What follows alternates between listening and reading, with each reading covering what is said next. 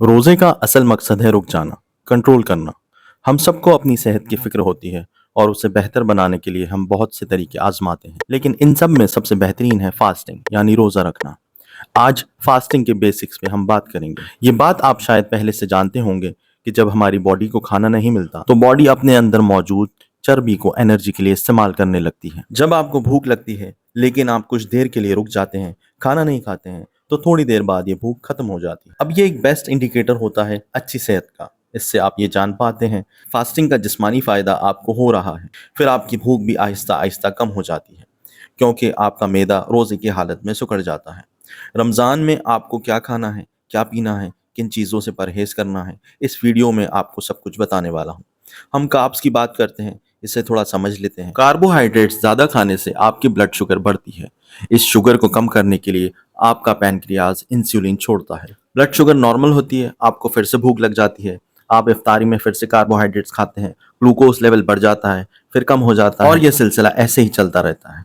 तो रोजे के दौरान आपको भूख का एहसास कम हो, इसके लिए इस बात को यकीनी बनाइए कि सहरी और अफ्तारी में जो खा रहे हैं उसमें कार्ब्स की मिकदार आपके खाने का 20% से ज़्यादा नहीं होना चाहिए। चीनी, नान, रोटी, हलवा पूरी, चावल, समोसे, पकोड़े इनको कम रखें। मैदे से बनी चीज़ें और तेल में फ्राई शुदा चीज़ें बिल्कुल भी नहीं खानी चाहिए। खाने में हेल्दी फैट्स की बात करें तो दही का रायता खाएं। चिकन या मटन खा रहे हैं तो कोशिश करें गोश्त को उसकी चर्बी में बनाएं। चिकन को स्किन के साथ ही बनाएं। मक्खन, देसी घी, ऑलिव ऑयल ये भी हेल्दी फैट्स हैं। तो प्रोटीन और हेल्दी फैट्स को तरजीह दें क्योंकि आप हेल्दी फैट्स को अपने खाने में रखेंगे और कार्बोहाइड्रेट्स को कम रखेंगे तो ये फैट्स बॉडी में जाकर कीटोन्स में तब्दील हो जाएंगे। कीटोन्स को आप बॉडी का हाई ऑक्टेन फ्यूल समझ लें। नॉर्मल फ्यूल है ग्लूकोज और हाई ऑक्टेन फ्यूल है कीटोन्स। कीटोन्स की मौजूदगी में हमारा जिस्म दिमाग को ये मैसेज भेजता है कि खुराक की कमी नहीं है, सब अच्छा है, मुझे खाना अच्छे से मिल रहा है, किसी किस्म की कोई कमी नहीं है, कमज़ोरी नहीं है।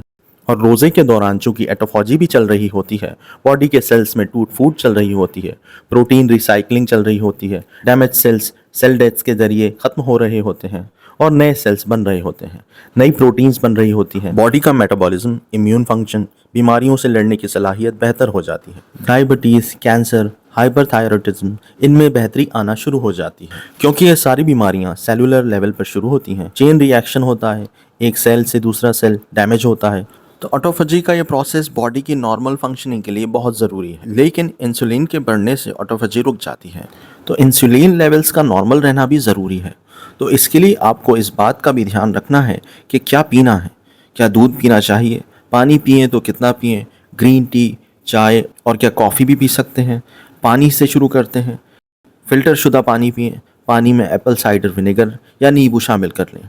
एप्पल साइडर विनेगर आपकी ब्लड शुगर लेवल को कंट्रोल करता है, जिससे आपकी इंसुलिन स्टेबल रहती है। गट माइक्रोबियम की मदद करता है, जो फ्रेंडली जरासीम हमारे मैदे में रहते हैं एनर्जी मेटाबॉलिज्म में मदद करते हैं। सेल्स को खुराक पहुंचाने में मदद करते हैं, जिससे आप एक लंबे रोजे के लिए आप खुद को तैयार रख पाते हैं। तो एसिटिक एसिड मैदे की पीएच को बैलेंस करके इन फ्रेंडली जरासीमों के लिए माहौल को साजगार बनाता है। नींबू पानी बना रहे हैं तो इसे हल्का सा मीठा करने के लिए शहद मिला सकते हैं या आप इसमें किसी मीठे फ्रूट का जूस निकाल के डाल सकते हैं। तो किसी भी तरह के स्वीटनर की ज़रूरत नहीं पड़ती। इसी तरह मिंट मार्गरेटा समेत बहुत सी दूसरी रेसिपीज़ भी आप बना सकते हो। इन नेचुरल इंग्रेडिएंट्स का स्मार्ट इस्तेमाल करके आप बहुत सी ऐसी ड्रिंक्स बना सकते हैं जो लो इन कैलोरीज हों, लेस इन शुगर और आपकी कोल्ड ड्रिंक से बहुत बेहतर है। आपका जितना मन हो आप उतना पी सकते हैं। स्पेसिफिकली नींबू पानी की बात करें तो नींबू में साइट्रेट होता है जो ऑक्सलेट स्टोन को रोकने में मदद करता है। आपको विटामिन सी मिलता है जो ऑटोफेजी प्रोसेस में मदद करता है। ऑक्सीडेटिव स्ट्रेस जो बॉडी में जमा होने वाले जहरीले मादों से सेल्स को बचाता है, डाइजेशन को बेहतर करता है, लिवर और गॉल ब्लैडर फंक्शन को इम्प्रूव करता है। अब आते हैं चाय पे। ग्रीन टी बहुत अच्छी है, ऑटोफेजी को प्रमोट करती है। टी बैग्स का इस्तेमाल ना करें क्योंकि इसमें पेपर की वाइटनिंग के लिए ब्लीच का इस्तेमाल किया जाता है। नॉर्मल चाय बना रहे हैं तो दूध का इस्तेमाल कम करें। 1 कप रोज़ाना से ज़्यादा ना पिएं। किसी हर्बल टी की आदत डालें। इसके साथ मल्टीविटामिन भी लें क्योंकि रोज़े में सिर्फ खाने से बॉडी की डेली विटामिन की ज़रूरत पूरी नहीं होती। तो किसी अच्छे ब्रांड का मल्टीविटामिन ज़रूर लें। एक और चीज़ आपके लिए जो जानना ज़रूरी है वो है आपकी बॉडी के हार्मोन्स। सुबह तकरीबन 7 से 8 बजे के करीब कार्टिसोल हार्मोन अपनी पीक पर होता है। कार्टिसोल हार्मोन, जिसे स्ट्रेस हार्मोन भी कहते हैं, इसके बढ़ने से बॉडी को ये लगता है कोई बाहरी खतरा मौजूद है और खतरे से लड़ने के लिए इसे ज़्यादा फ्यूल की ज़रूरत है, ज़्यादा एनर्जी की ज़रूरत है, तो भूख लगती है। लेकिन असल में बॉडी को खुराक की ज़रूरत नहीं होती है, यह सिर्फ एक हार्मोनल तब्दीली होती है। तो पूरा दिन आप स्ट्रेस को कम रखें। स्ट्रेस को कम रखने के लिए बेहतरीन तरीका है ख़ुद को मसरूफ़ रखें। मेंटल स्ट्रेस को फिज़िकल स्ट्रेस में तब्दील करें। इफ्तारी की तैयारी करें। अपनी पसंद का कोई काम करें। शुगर या ब्लड प्रेशर की दवाई ले रहे हैं तो ज़रूर रोज़ा रखें, क्योंकि ये दोनों बीमारियाँ रोज़े से ही रिवर्स होंगी।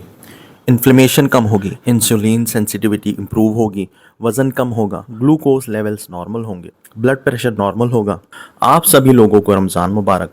मैं आपसे मिलता हूँ अगली वीडियो में। अपना और अपनों का बहुत ख्याल रखिए।